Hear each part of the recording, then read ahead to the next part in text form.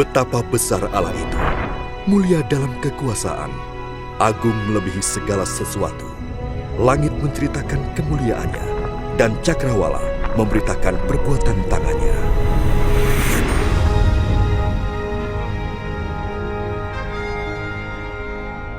Hari lepas hari, mereka terus menceritakannya, dan malam lepas malam mereka memberitakannya. Allah menciptakan langit dan bumi. Ia juga membentuk manusia dari debu tanah dan menghembuskan nafas hidup ke dalam hidungnya.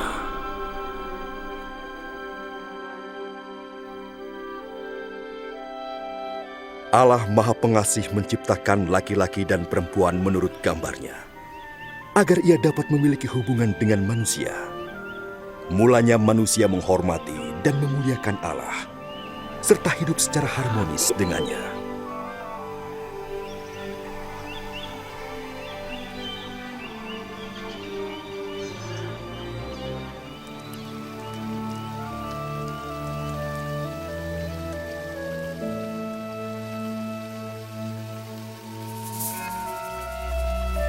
Sampai pada suatu hari, iblis mencobai perempuan itu untuk makan buah terlarang.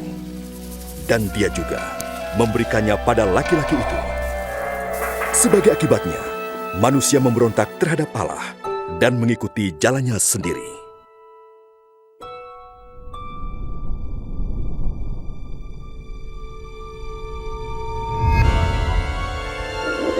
Sebagai upah dosanya ini, manusia terpisah dari Allah dan diusir keluar Taman Eden. Tetapi Allah tetap mengasihi manusia.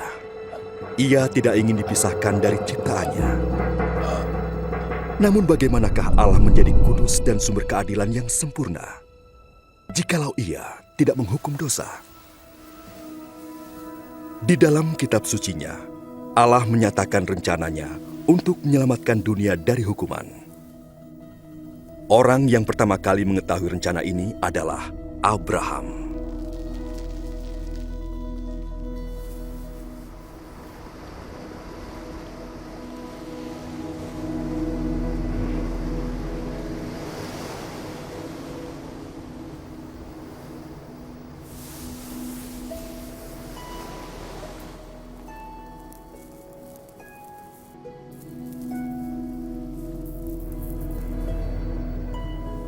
Abraham adalah orang yang benar. Allah berjanji untuk memberkatinya dan menjadikan keturunannya sebanyak pasir di laut dan bintang di langit.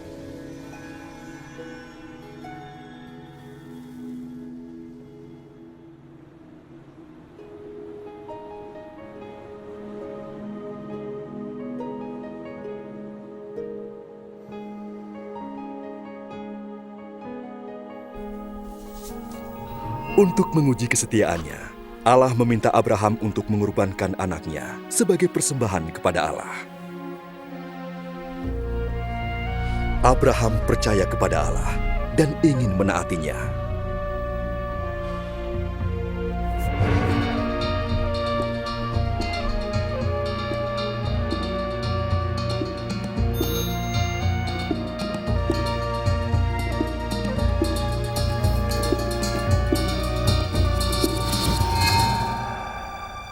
Tapi, ketika ia mengangkat pisau untuk membunuh anaknya, malaikat Tuhan menghentikannya. Malaikat melihat Abraham takut kepada Allah dan ingin menaatinya. Kemudian, Abraham melihat seekor domba jantan yang tanduknya tersangkut dalam belukar. Ia mengorbankan domba jantan itu sebagai pengganti anaknya. Demikianlah Allah menunjukkan kepada Abraham bahwa domba atau hewan sejenisnya harus disembelih untuk menutupi dosa sementara waktu. Sampai pada suatu saat, Allah menyediakan kurban yang sempurna untuk membayar dosa manusia. Dosa yang dapat memisahkan manusia dari Allah diganti dengan kurban yang memulihkan hubungan mereka. Kitab suci memberitahukan tentang seseorang yang telah datang dan menjadi kurban yang sempurna untuk semua dosa manusia. Sebagaimana domba jantan menggantikan anak Abraham, Demikian pula Ia yang datang ini menggantikan manusia sehingga dosanya diampuni. Banyak orang menyebutnya Al-Masih. Ia datang untuk mendamaikan manusia dengan Allah, sekali untuk selama-lamanya.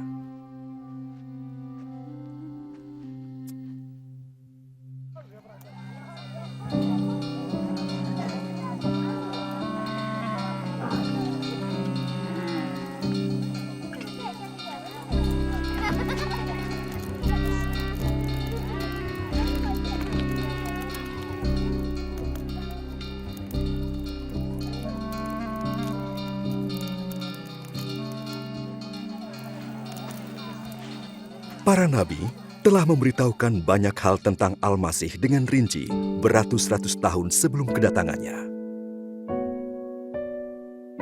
Nabi Yesaya memberitahukan sebelumnya bahwa kelahirannya merupakan suatu mukjizat. Seorang perawan akan mengandung seorang anak yang dalam pengertian rohani dinamai Anak Allah. Nabi Mika memberitahukan bahwa Al-Masih akan lahir di Betlehem. Sementara Nabi Zakaria memberitahukan bahwa ia akan memasuki Yerusalem dengan menunggang seekor keledai dan dikhianati oleh Yudas, seorang dari para pengikutnya. Nabi Yesaya memberitahukan apa yang akan dilakukan oleh Al-Masih ketika ia datang. Yang diurapi Tuhan akan menyampaikan kabar baik kepada orang-orang sengsara, merawat mereka yang remuk hati, memberitakan pembebasan kepada orang-orang tertawan, dan memberitahukan tahun rahmat Tuhan kepada umat-Nya. Jadi, siapakah Al-Masih itu? Pada abad pertama datanglah seorang nabi yang disebut Isa. Banyak orang mengatakan, ia adalah seseorang yang dinubuatkan oleh para nabi sebelumnya. Benarkah demikian? Apakah hidupnya memenuhi nubuatan tentang dia? Adakah Isa lebih besar dari seorang nabi? Berikut ini adalah riwayat hidupnya yang didasarkan pada catatan para saksi mata menurut kitab suci. Agar kita dapat mengerti dan mengambil manfaat dari kehidupan Isa, maka peranan Isa dimainkan oleh seorang aktor, sekalipun tidak ada aktor yang layak memerankannya.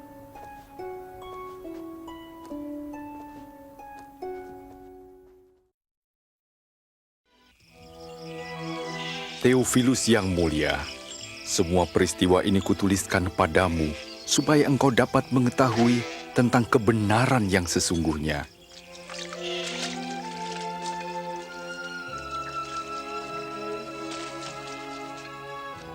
Pada zaman pemerintahan Kaisar Agustus, Raja Agung di Roma, dan Herodes Raja Yudea, Allah mengutus malaikat Gabriel menemui Maria, seorang anak dara di Nazaret.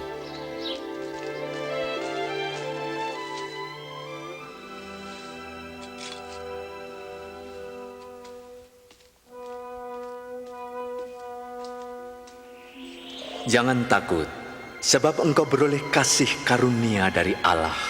Sesungguhnya engkau akan mengandung dan melahirkan seorang anak laki-laki dan menamai dia Yesus. Bagaimana mungkin? Aku masih perawan. Roh Kudus akan turun ke atasmu, dan anak itu akan disebut Anak Allah yang Maha Tinggi. Kerajaannya tidak akan berkesudahan. Maria pergi ke Yudea, mengunjungi Elisabet saudaranya yang juga mengandung secara ajaib. Elisabet, Maria,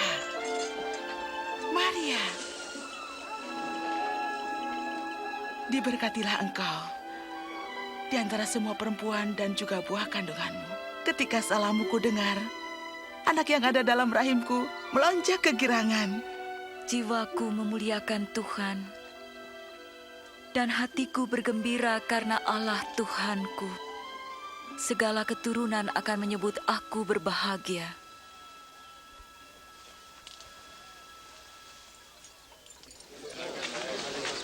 Hai penduduk Nazaret, Kaisar Agustus memerintahkan diadakannya sensus penduduk di seluruh wilayah Galilea dan Yudea. Setiap orang harus mendaftarkan diri, masing-masing di tempat kelahirannya.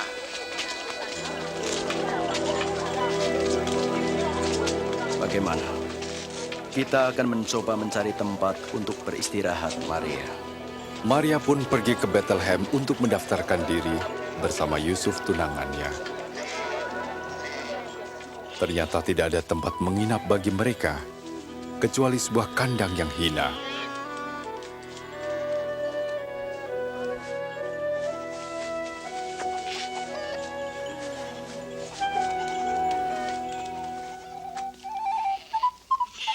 Di daerah itu ada gembala yang menjaga kawanan ternak. Tiba-tiba malaikat Tuhan berdiri dekat mereka, dan kemuliaan Tuhan bersinar atas mereka. Hari ini telah lahir bagimu juru selamat, yaitu Kristus Tuhan di kota Daud.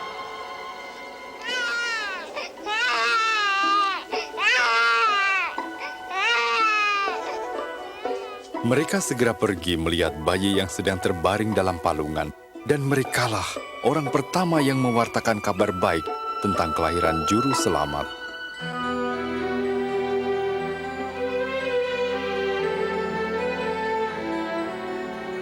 Ketika genap 8 hari, bayi itu disunat dan diberi nama Yesus.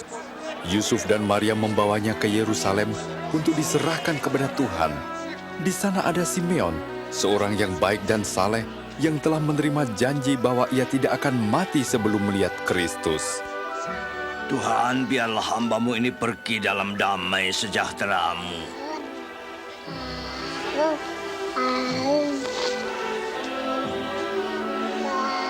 Sebab telah kulihat keselamatan-Mu.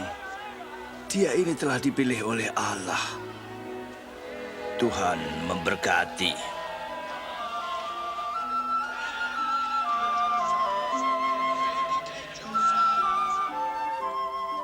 Setelah menyelesaikan ketentuan hukum Taurat di Yerusalem, mereka kembali lagi ke Nazaret.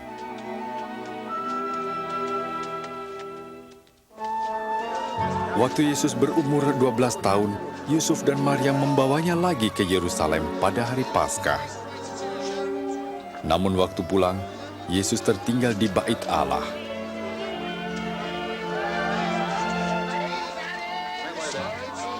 Mereka kembali mencarinya dan menemukan Yesus sedang duduk bersoal jawab dengan ahli Taurat dan tua-tua. Anak ini luar biasa. Dia dari Nazaret dan tertinggal di sini. Kami minta maaf.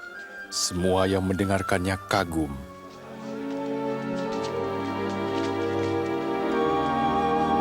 Anakku, mengapa kau berbuat seperti ini? Kami sangat cemas mencari engkau. Mengapa mencari aku? Tidakkah kamu tahu bahwa aku harus ada di rumah Bapakku?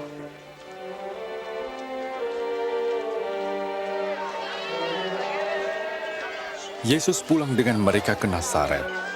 Ia bertambah hikmat dan besar dan makin dikasihi Allah dan manusia.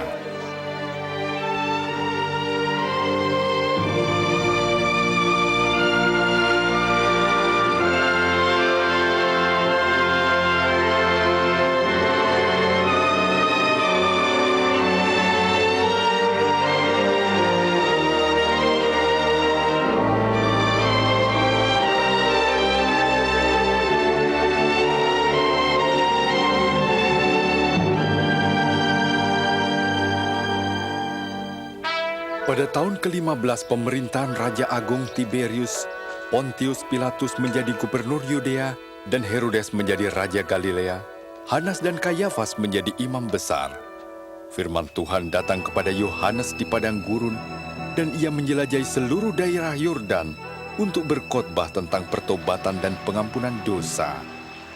Bertobatlah kamu, dan berilah dirimu dibaptis, maka Allah akan mengampuni dosamu. Seperti tertulis dalam kitab Nabi Yesaya. Ada suara yang berseru di padang gurun, persiapkanlah jalan untuk Tuhan. Luruskanlah jalan baginya.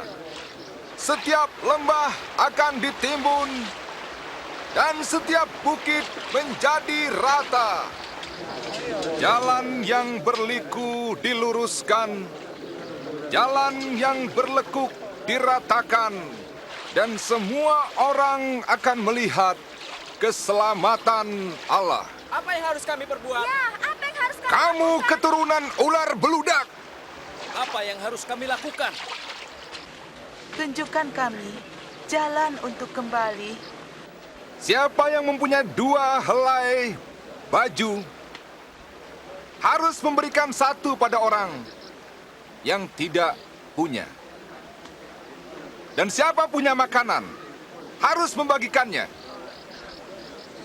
Guru, kami ini penagih pajak. Bagaimana dengan kami? Jangan menagih lebih dari seharusnya. Bagaimana dengan kami? Apa yang harus kami perbuat? Jangan mengambil uang orang dengan paksa. Dan jangan juga kamu memeras mereka. Cukupkanlah dirimu dengan gajimu.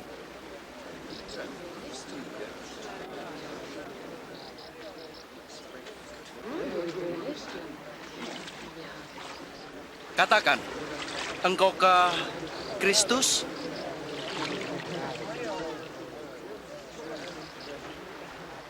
Aku membaptis kamu dengan air.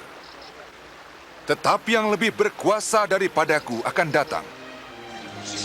Membuka tali kasutnya pun aku tidak layak. Ia akan membaptis dengan Roh Kudus dan api. Di tangannya ada nyiru untuk menampi dan mengumpulkan gandum ke dalam lumbung, tetapi sekam akan dibakarnya.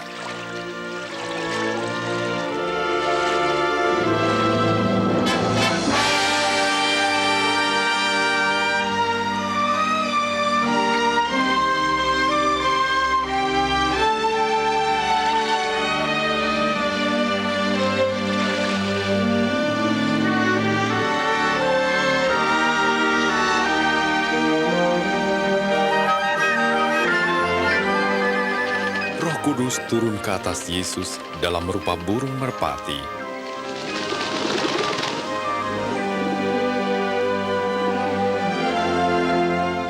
Dan terdengar suara Allah, "Engkau anakku yang aku kasih, aku berkenan kepadamu."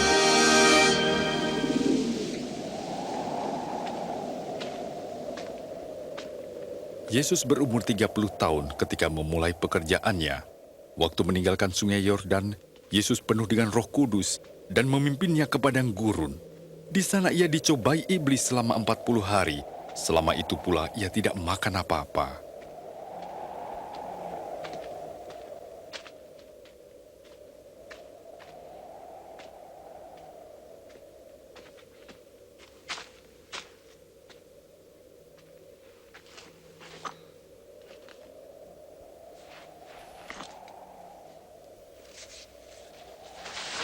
Kata iblis kepadanya, Jika engkau anak Allah, suruhlah batu ini menjadi roti.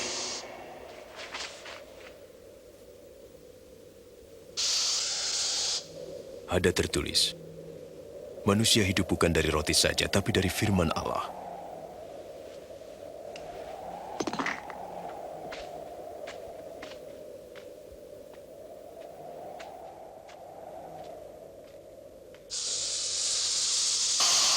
Lalu iblis membawanya ke tempat yang tinggi dan menunjukkan seluruh kerajaan dunia.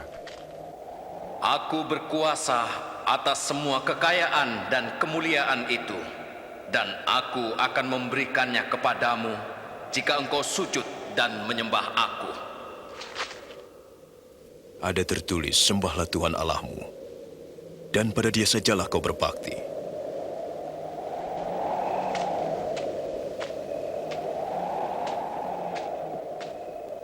Iblis membawanya lagi ke Yerusalem dan menempatkannya di bubungan bait Allah. Jika engkau anak Allah, jatuhkanlah dirimu ke bawah, sebab ada tertulis, Allah akan menyuruh malaikat-malaikatnya menatang engkau, sehingga kakimu tidak terantuk pada batu. Ada tertulis, jangan engkau mencobai Tuhan Allahmu.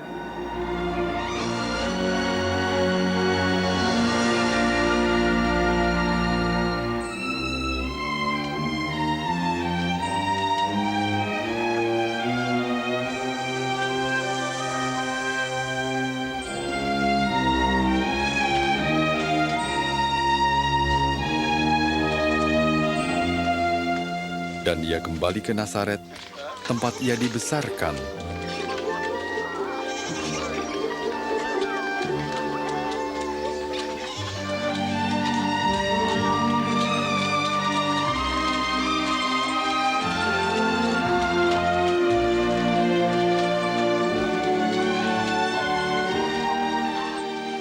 Hai, Guru,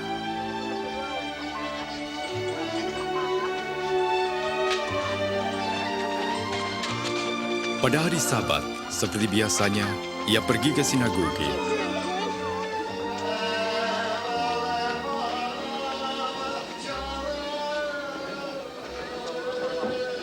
Dan ia diminta membacakan bagian dari kitab Nabi Yesaya.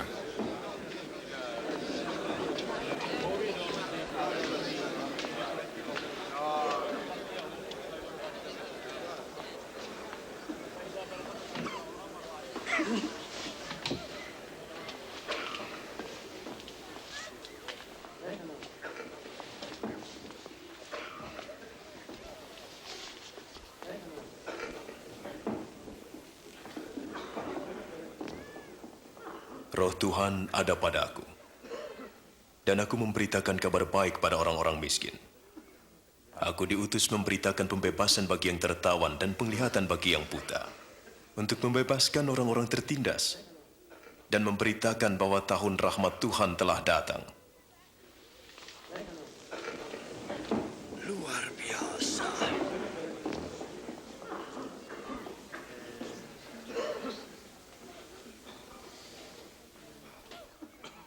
Sekarang genaplah nats sini, sewaktu kamu mendengarnya. Firman digenapi karena hanya Mesias yang dapat menggenapi janji itu. Bagaimana kami tahu? Tentu kamu akan berkata kepada aku, Tabib, sembuhkanlah dirimu sendiri. Juga kamu akan berkata, perbuatlah di tempat asalmu ini segala yang telah kau buat di Kapernaum. Sesungguhnya, tidak ada nabi yang dihargai di tempat asalnya.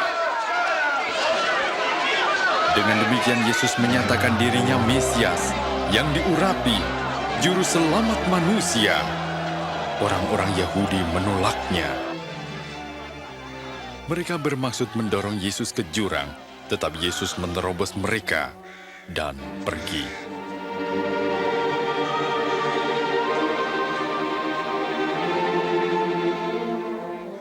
Lalu Yesus pergi ke Kapernaum, sebuah kota di Galilea.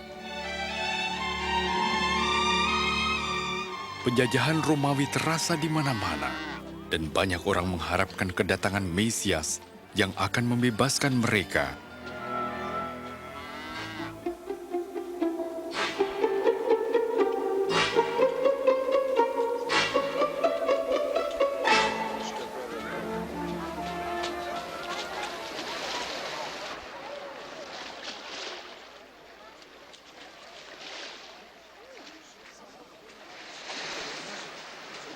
Salam bagimu.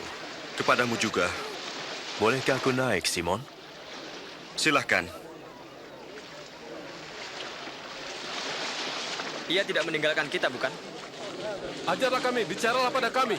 Bicaralah. Yesus, bicaralah.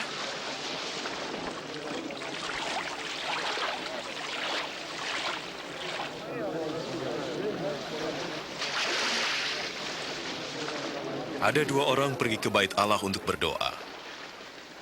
Yang seorang Farisi, yang lain penagih pajak. Yang Farisi berdiri dan berdoa. Ya Allah, saya bersyukur karena saya tidak seperti orang lain yang serakah, curang atau berzina. Saya bersyukur bukan juga seperti penagih pajak ini. Saya berpuasa 2 kali seminggu dan memberi perpuluhan. Tetapi penagih pajak berdiri jauh, bahkan tidak berani menatap ke atas. Ia memukul dadanya dan berkata, "Ya Allah, kasihanilah saya orang berdosa ini." Aku berkata, penagih pajak yang dibenarkan oleh Allah dan bukan orang Farisi itu, barang siapa meninggikan diri, direndahkan. Dan barang siapa merendahkan diri, ditinggikan. Bertolaklah ke tempat yang dalam, dan tebarkanlah jalamu untuk menangkap ikan. Oh, Guru, sepanjang malam kami bekerja keras dan tidak mendapatkan apa-apa. Tapi karena engkau yang menyuruh, saya akan pergi. Yakobus! Yohanes!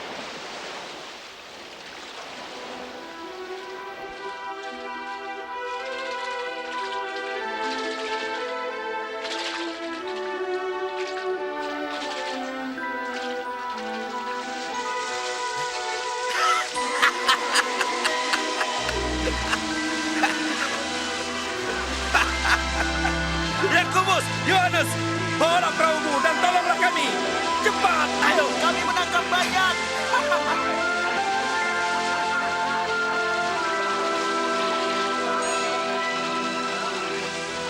Sudah cukup. Cukup.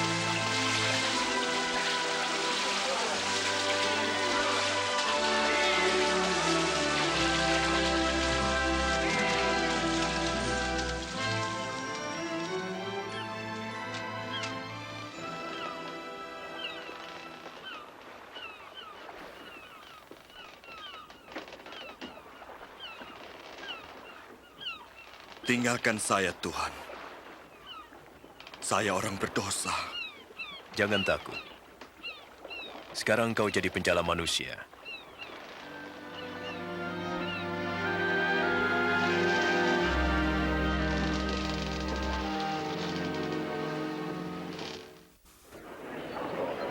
Datanglah kepadaku dan dengarkanlah, maka kamu akan hidup. Carilah Tuhan selama ia berkenan ditemui. Berserulah kepadanya selama ia dekat. Baiklah orang jahat meninggalkan jalannya dan kembali kepada Tuhan, karena ia memberi pengampunan dengan limpahnya. Sungguh, kamu akan berangkat dengan sukacita dan akan dihantar dengan damai. Ia datang. Lihatlah. Yesus, Yesus, tolonglah. Saya mohon, selamatkan anak saya. Kasihanilah. Ia sakit parah dan hampir mati. Tolonglah saya. Yairus, maaf. Yesus, Anakmu sudah mati. Jangan lagi mengganggu guru. Jangan takut. Percaya saja, ia akan sembuh.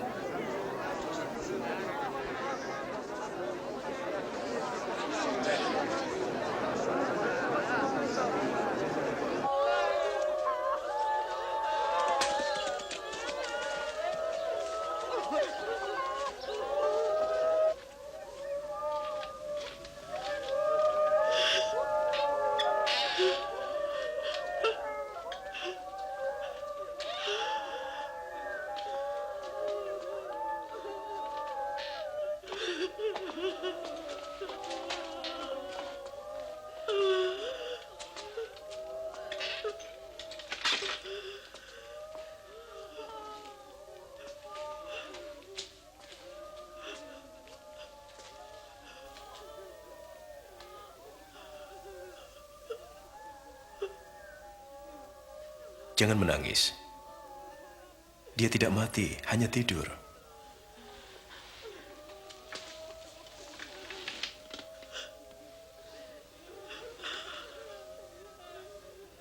Nah, bangunlah.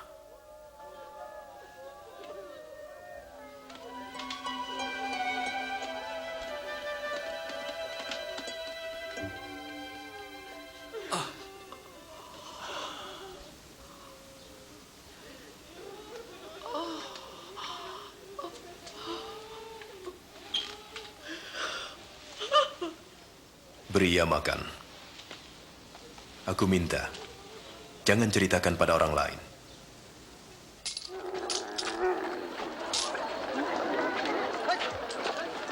Sesudah itu Yesus keluar dan bertemu dengan seorang penagih pajak bernama Levi yang sedang duduk di pintu gerbang kota Nain.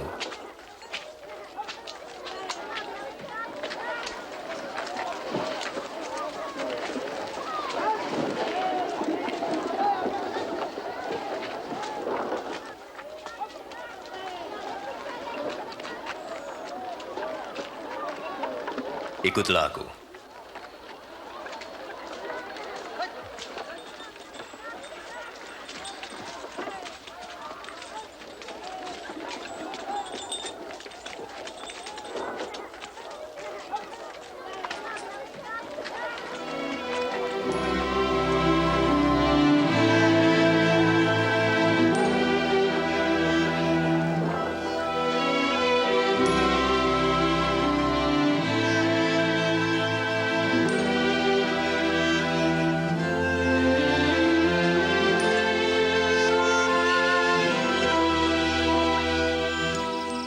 Kemudian Yesus pergi ke bukit dan berdoa sepanjang malam.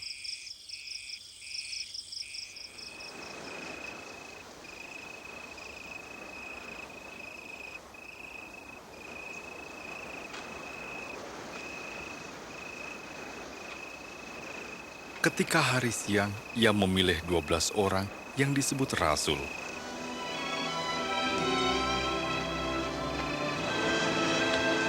Simon, yang juga disebut Petrus, dan Andreas, saudaranya. Yakobus,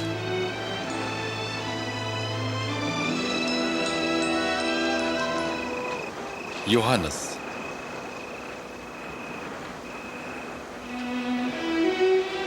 Filipus, Bartolomeus, Matius,